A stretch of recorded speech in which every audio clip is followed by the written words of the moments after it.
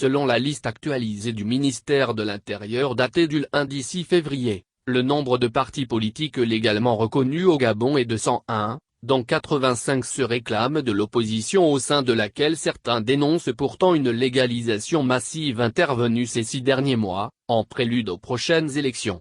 Un hasard qui n'en serait pas, en réalité.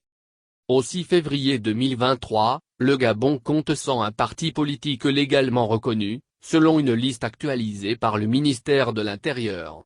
2-3 de ces formations politiques se réclament de l'opposition, soit plus de 85, à en croire Jean-Valentin Leyama qui a rendu public le document sur sa page Facebook ce mardi.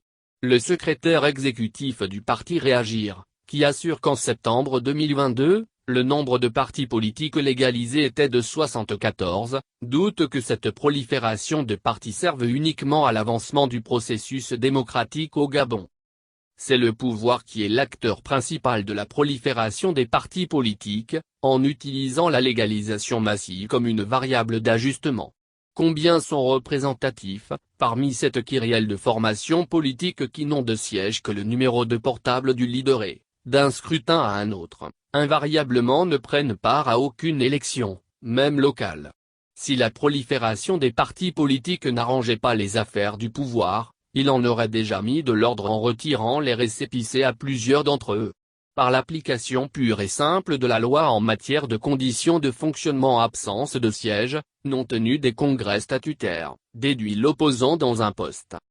Pour rappel, lors des dernières élections législatives, le Gabon comptait à peine 619 électeurs, alors que ceux-ci étaient de 813 000 lors de la présidentielle de 2016.